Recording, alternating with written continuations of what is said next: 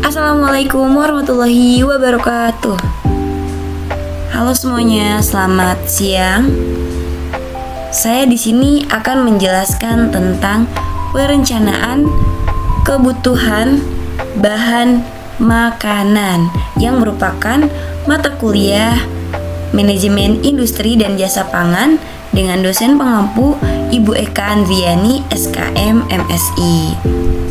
Oke, sebelumnya teman-teman pernah dengar belum sih tentang perencanaan kebutuhan bahan makanan itu apa sih kira-kira? Nah, di sini saya akan menjelaskan tentang apa sih itu perencanaan kebutuhan bahan makanan.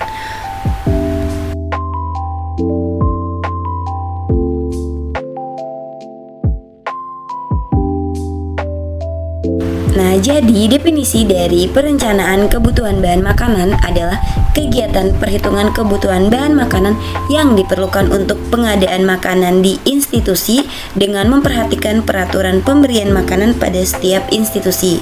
Nah, tujuannya untuk apa sih? Untuk tercapainya usulan pengadaan kebutuhan bahan makanan untuk konsumen dan pegawai.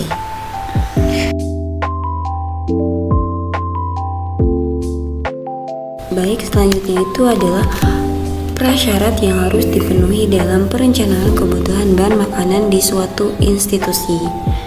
Nah, yang pertama itu ada terdapat kebijakan dari institusi tentang perhitungan kebutuhan bahan makanan. Nah, yang kedua, tersedia data peraturan pemberian makanan institusi. Dan yang ketiga, tersedia data standar porsi makanan untuk konsumen dan pegawai. Yang keempat, tersedia data peraturan pemberian makanan institusi. Dan yang kelima, tersedia standar porsi makanan untuk konsumen dan pegawai. Dan yang terakhir, tersedia data peraturan pemberian makanan institusi. Baik, selanjutnya itu ada langkah perencanaan kebutuhan bahan makanan. Nah, ada 3. Yang pertama, ditentukan dulu nih jumlah pasien dan pegawainya. Yang kedua, kemudian ditentukan standar porsi dari tiap bahan makanan dan berat kotor. Dan yang terakhir, menghitung frekuensi pemakaian bahan makanan setiap siklus menunya. Bagaimana sih cara menghitung kebutuhan konsumsi konsumen dan pegawai? Nah, yang pertama itu adalah rumusnya jumlah konsumen atau pegawai dikali standar porsinya. Contoh misalnya ada perhitungan menu daging, dalam siklus menunya itu 10 hari, terdapat 4 kali menu daging. Standar porsinya itu 40 gram per orang dan jumlah kliennya 80 orang. Nah, jadi kebutuhan daging dalam siklus menu 10 hari adalah 4 kali 40 gram dikali 80 orang. Nah, kita 4 kali 40 dulu nih, yaitu 160 gram dikali 80. Nah, nanti karena satuannya gram, kita ubah ke kilo, yaitu dibagi 1000. Baik, karena hasilnya dibagi 1000, kan tadi udah 4 kali 40 160 dikali 80. Nah, itu hasilnya 12.800 dibagi 1000 jadi 12,8 kg. Baik, selanjutnya itu ada analisis pengendalian bahan. Nah, yang pertama itu pengendalian persediaan dapat diartikan sebagai usaha untuk menjaga jangan sampai perusahaan kehabisan persediaan yang menyebabkan proses produksinya terhenti. Kemudian yang kedua, menjaga agar penentuan perusahaan tidak terlalu besar sehingga biaya yang berkaitan dengan persediaan dapat ditekan. Dan selanjutnya adalah yang terakhir, menjaga agar pembelian bahan baku secara kecil-kecilan dapat dihindari. Nah, selanjutnya ada penggunaan bahan baku.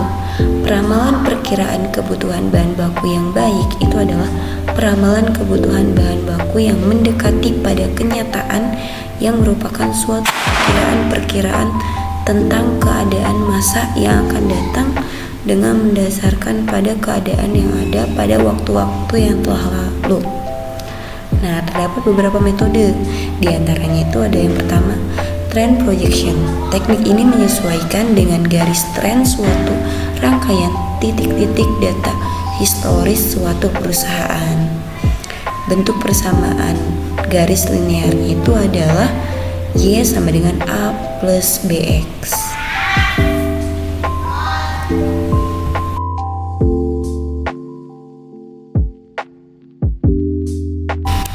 Baik, untuk keterangan dari bentuk persamaan garis linear itu bisa dilihat saja. Selanjutnya adalah metode yang kedua, yaitu metode Economic Order Quantity atau EOQ.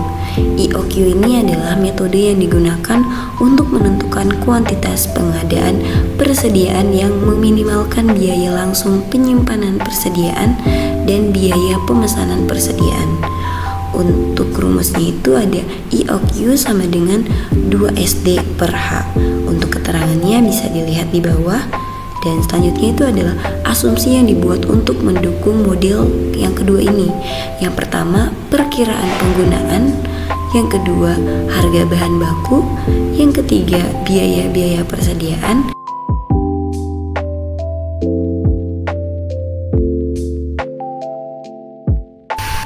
Nah, yang keempat yaitu pemakaian atau penggunaan bahan baku senyatanya dari periode-periode yang lalu atau actual demand. Dan yang terakhir yaitu waktu tunggu atau lead time. Nah, di sini ada contoh kasusnya, yaitu PTD pada awal tahun 2001 menyusun anggaran biaya bahan baku sebagai berikut. Yang pertama, kebutuhan bahan baku setahun itu 12.000 kg. Harga bahan bakunya 100. Biaya pemesanannya, biaya variabelnya 3.750, biaya per tahunnya itu 18.000. Sedangkan biaya penyimpanan, biaya variabelnya 10%, biaya tetap atau per tahunnya 6.000. Nah, maka EOQ-nya itu adalah 2 dikali 12.000 dikali 3.750 dibagi 100 dikali 10%. Hasilnya itu sama dengan 3.000 kg. Nah, untuk persediaan pengaman atau safety stock itu adalah persediaan tambahan yang diadakan untuk melindungi atau menjaga kemungkinan kekurangan bahan atau stock out. Nah, safety stock ini rumusnya pemakaian maksimum dikurang pemakaian rata-rata dikali lead time atau waktu tunggu. Nah, selanjutnya itu adalah contoh kasus untuk safety stock. Bisa dilihat kasusnya, dan yang diketahuinya itu adalah pemakaian maksimum yaitu sebesar 650 kg dan pemakaian rata-ratanya sebesar 500 kg dan waktu tunggu atau lead time-nya itu 2 minggu. Jadi sama dengan 650 dikurang 500 sama dengan 150 dikali 2 yaitu 300 kg. Nah, selanjutnya yang kedua yaitu pemesanan kembali atau reorder point. Nah, saat atau waktu tertentu perusahaan itu harus mengadakan pemesanan bahan baku kembali sehingga datangnya pesanan tersebut tepat dengan habisnya bahan baku yang dibeli, khususnya dengan metode EOQ.